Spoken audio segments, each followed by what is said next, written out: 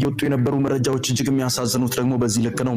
ነጻነት ወርቅነህ ታዲያ እህቱ እንደምትናገረው ከሆነ በድንገተኛ ሁኔታ እንደሞተና ጭራሽ እንደው መርዝ ጨምሮበት እንደገደሉት የሚያሳይ ነገሮች ሲወሩ እንደነበር ትናገራለች።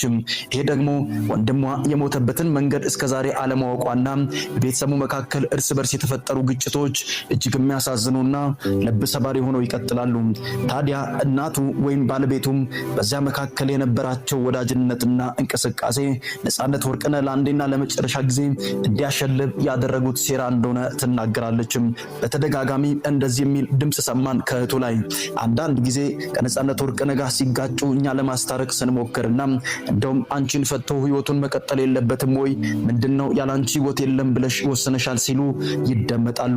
ታዲያ እርስ በርስ ያልተስማሙ ወዳጆችና ወገኖች በስተመጨረሻ ለነጻነት ወርቅነህ ለአንዴና ለመጨረሻ እንዲያሸልብ ምክንያት ሆነዋል ሲሉ መረጃዎች ወጥቷል። ታዲያ ነጻነት ወርቅነህ ታሞ ካልሞተ በመርዝ የገደሉት ሰዎች አሉ እንጂ ወንድሜ በዚህ ልክ ዋጋ መክፈል የለበትም ስትል እህቱ መደመጧ እጅግ ልብ ሰባሪ ነው።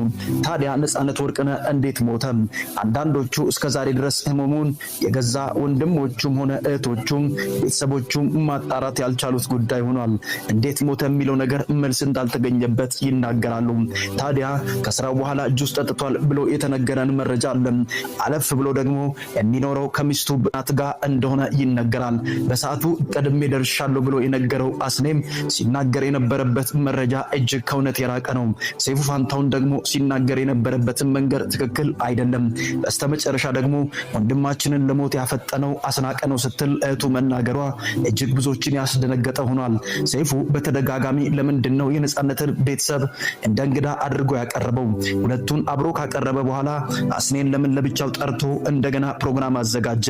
ነገሮች የድብቅ ሴራ ውጤቶች እንደሆኑ የሚያሳዩ ፍንጮች አሉ ሲሉ እያንዳንዱ ሰዎች መረዳት አለበት ስትል እህቱ አዲስ ነገር ይዛ መጣችም። ስለዚህ ነገሩ አሁን ባለው ሂደት እንደዚህ ይመስላል ግልጽ ተደርጎ ሲታይ።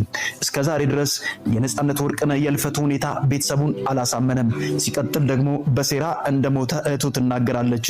ሲቀጥል ደግሞ አሁን ባለው የህይወት መንገድና ሁኔታ ከሚስቱ እናት ጋር ሲኖር የነበረው ነጻነት ወርቅነህ የቤት ኪራይ እንኳን ሳይኖረው እድር ሳይኖረው እንዲኖር ያደረጉት ሆን ብለው ከእናቱ ጋር ተመካክሮ ሴራ ሸርበውበት ነው ስትል እህቱ መናገሯን እንዴት ትመለከታላችሁ?